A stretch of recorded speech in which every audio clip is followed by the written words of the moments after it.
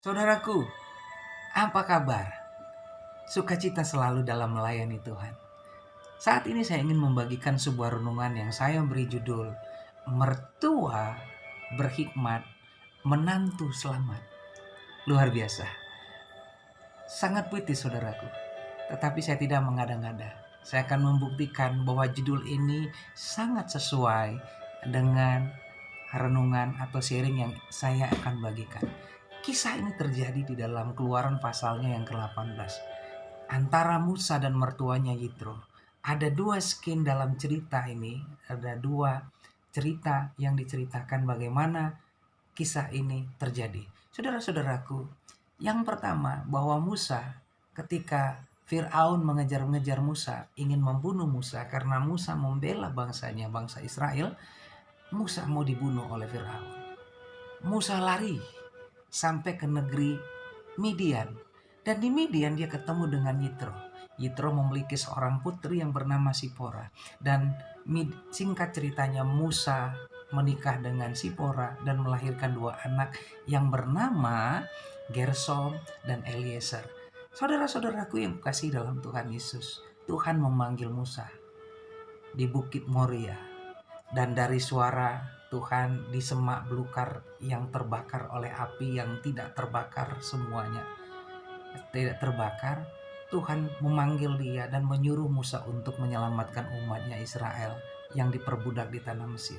Apa yang terjadi? Musa mendatangi mertuanya dan minta izin supaya dia diizinkan untuk menolong bangsa Israel mengeluarkan dari tanah perbudakan. Luar biasanya, konsekuensi diambil oleh Yitro. Artinya kalau dia mengizinkan, maka anaknya yaitu Zipora akan sendiri. Dan kedua cucunya juga akan kehilangan ayahnya untuk beberapa saat. Saudara-saudaraku yang terkasih dalam Tuhan Yesus, akhirnya peristiwa itu terjadi. Banyak yang terjadi. Musa menghadapi Fir'aun, didengarkan oleh Yitro bagaimana 10 tulah terjadi. Akhirnya mereka lepas dari 10 tulah tersebut. Kemudian mereka menuju bangsa ke negeri Kanaan dan sampai ke laut Teberau. Dan ketika itu juga dikejar-kejar oleh tentara Mesir.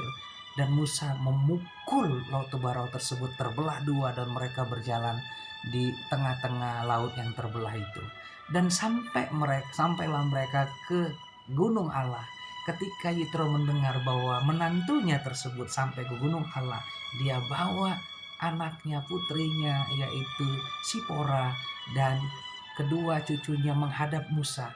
Dan ketika Musa melihat, nah di sini kisah itu terjadi saudara-saudaraku.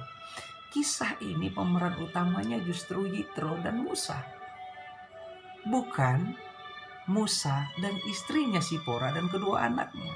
Sudah lama ditinggalkan ayah, sudah lama ditinggalkan oleh suami. Tetapi kisah ini menceritakan dua hubungan antara mertua dan menantu. Dan ketika Musa melihat mertuanya membawa istri dan anaknya, dia bersujud berlutut mencium kaki Yitro, saudara-saudaraku. Dan akhirnya singkat cerita, tengah malam mereka bercerita. Musa cerita lebih dominan akan mencerita karena dia lebih memiliki pengalaman yang lebih banyak daripada pengalaman bersama Tuhan ketika mereka keluar.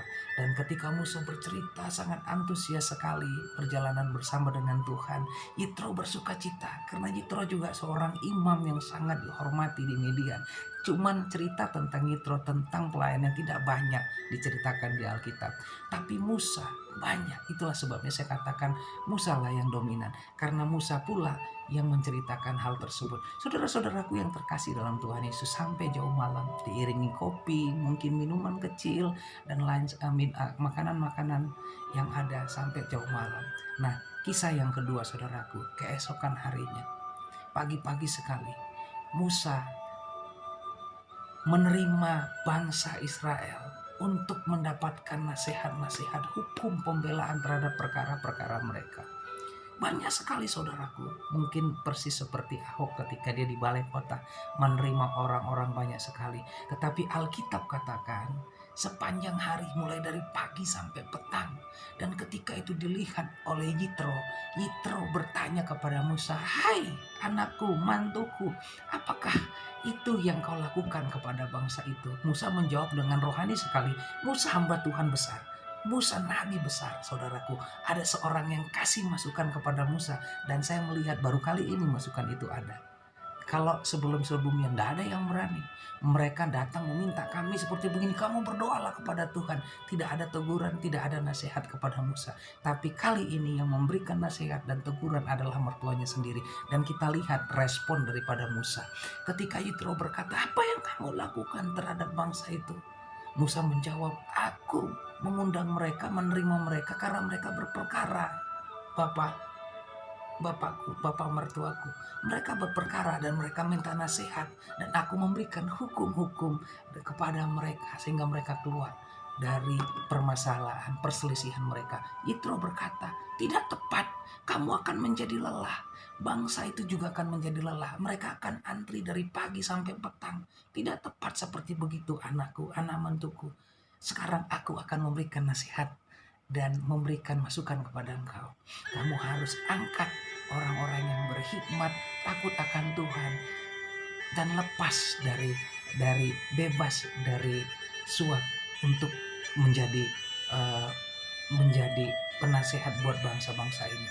Tetapi kalau perkara-perkara besar, biar mereka datang kepada yang bisa mereka handle, yang tidak bisa mereka handle baru datang kepadamu. Dan puji Tuhan saudaraku, saat ini tidak mudah seorang hamba Tuhan. Jangankan hamba Tuhan yang kecil, besar. Hamba Tuhan yang kecil saja susah menerima nasihat. Tapi Musa seorang nabi yang besar, pemimpin yang memiliki jemaat 1,5 sampai 2 juta orang. Dia pimpin bangsa Israel. Dengarkan Musa, dengarkan mertuanya. Luar biasa. Itulah sebabnya saya bilang, mertua berhikmat, menantu selamat. Saudara-saudaraku, saya bisa mengatakan bahwa di bawah mentoring Yitro lah, mertualah, Musa ini menjadi hamba Tuhan yang besar. Oleh karena itu, kalau saat ini di antara kita yang dengarkan renungan ini memiliki hubungan yang tidak harmonis, yang tidak dekat, yang tidak manis dengan mertua, mertua dengan mantu, mantu dengan mertua. Contoh Musa dan Yitro, mereka memberikan warisan yang bisa kita teladani. Mertua yang menjadi role model dan mantu yang menjadi role model buat kita. Tuhan Yesus memberkati senantiasa. Doa saya terjadi pemulihan hubungan mertua dengan mantu. Shalom saudaraku, Tuhan Yesus memberkati kita. Amin.